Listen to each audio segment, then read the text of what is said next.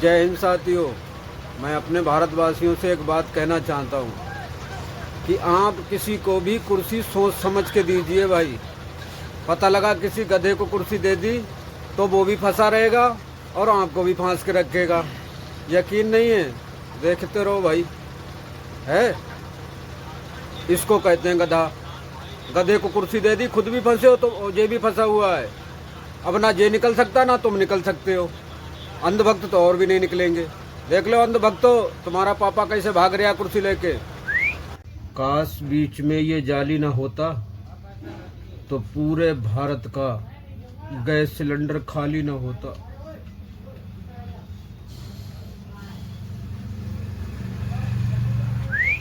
अनपढ़ राजा जब से मिला है बस्ते में, आ गई पूरे भारत की जनता रस्ते में।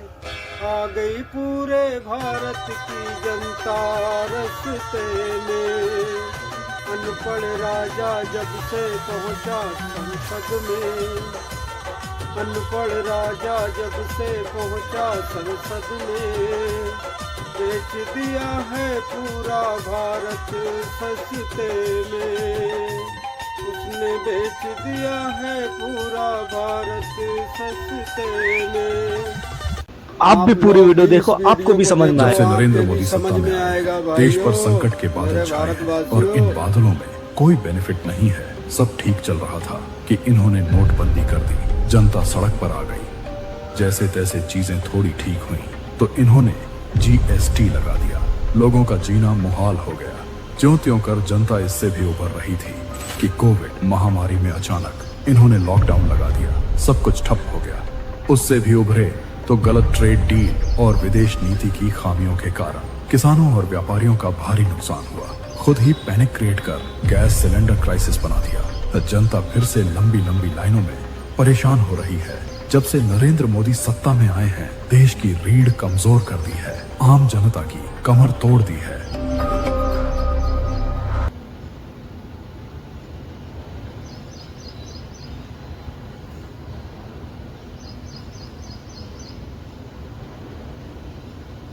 देखो भाई, ये है इस सरकार की हकीकत और हमारे मोदी जी की हकीकत। पहले भी अंग्रेजों के तलवे चाटे थे और आज भी तलवे चाट रहे हैं। और दोस्त नेहरू गांधी परिवार को दिया जाता है। बाहरेबाज सरकार। मोदी जी ने औरतों को पहले ही बोल दिया था कि आपका मंगलसूत्र भी नहीं बचने देंगे। आप लोग वीडियो देखिए, सच्चाई मालूम पड़ेगा। आपका मंगलसूत्र भी बचने नहीं देंगे। यहाँ तक जाएंगे मैं कहने आया हूँ। Many months later. तो दुकान में धर के आई हूँ बन की 5,000 में।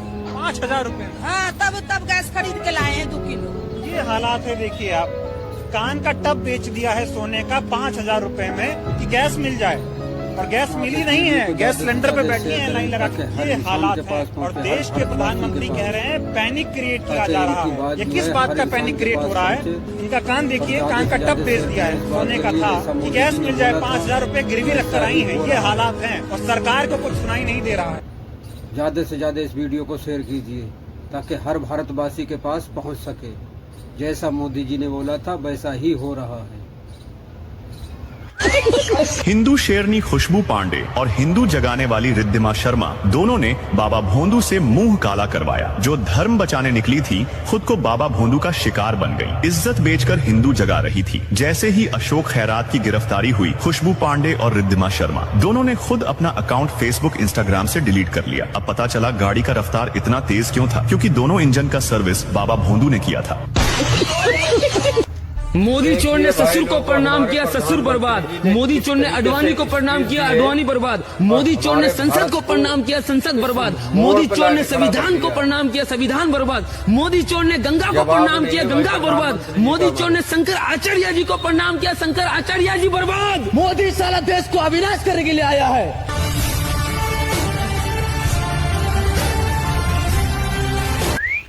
मैं राज्य सरकारों को अनुरोध करता हूँ कि ऐसे जो स्वयंसेवी निकले हैं, सारे अपने आप को बड़ा गौ रक्षक मानते हैं, झंझन की सुनो झनकार, नेता सारे हैं 70-80% ऐसे निकलेंगे जो ऐसे गोरख धंधे करते हैं जो समाज स्वीकार नहीं करता है, लेकिन अपनी बुराइयों को से बचने के लिए ये गौरक्षा का चोला पहन करके निकलते हैं। काले भाइयों बहनों, कानून, मैं आपको कह रहा हूँ, मोदी जी आप लाए मुझे काले कानून, 60 महीने भारत की जनता परेशान, ये खतरा मैं आपको बोलता सुख चैन है, की जिंदगी दूंगा, खतरा ये वादा करने बोलता आया। है।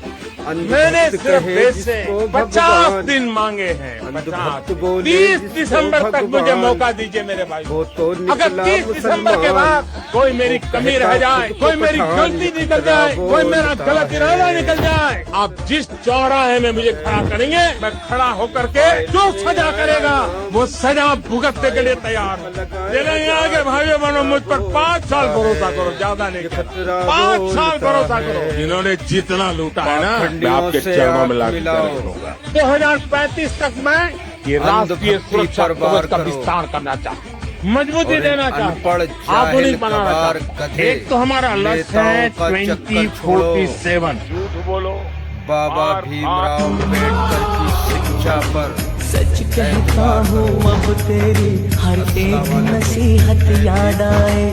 तू कहती थी अपने घर की रूखी सूखी अच्छी है। मैं देश का पहला ऐसा प्रधानमंत्री बना जिसने मणिपुर को जलने दिया। मैं देश का पहला ऐसा प्रधानमंत्री बना जिसने बीफ एक्सपोर्ट्स करने वाली कंपनी से भी चंदा जवाब लिया। नहीं मैं देश का पहला ऐसा प्रधानमंत्री बना जिसके आने के बाद पुलवामा अटैक हुआ और देश के 40 से ज्यादा जवान शहीद हो गए। मैं देश का पहला ऐसा प्रधानमंत्री बना जिसने 80,000 से ज्यादा सरकारी स्कूल बंद करवा दिए। मैं देश का पहला ऐसा प्रधानमंत्री बना जो किसानों के लिए 3 काले कानून लेकर आया था। मैं देश का पहला ऐसा प्रधानमंत्री बना जिसने अग्निवीर स्कीम लॉन्च करके देश के युवा का सपना खत्म कर दिया। मैं देश का पहला ऐसा प्रधानमंत्री बना जिसने ईडी और सीबीआई का गलत तरीके से यूज किया। मैं देश का पहला ऐसा प्रधानमंत्री बना जिसके आने से पहलगाम अटैक हुआ और 25 से ज्यादा लोगों की जानें चली गयी। मैं देश का पहला ऐसा प्रधानमंत्री बना जिसके आने के बाद महिलाओं की सुरक्षा उन्हीं के पार्टी के लोगों से करनी पड़ रही है। मैं देश का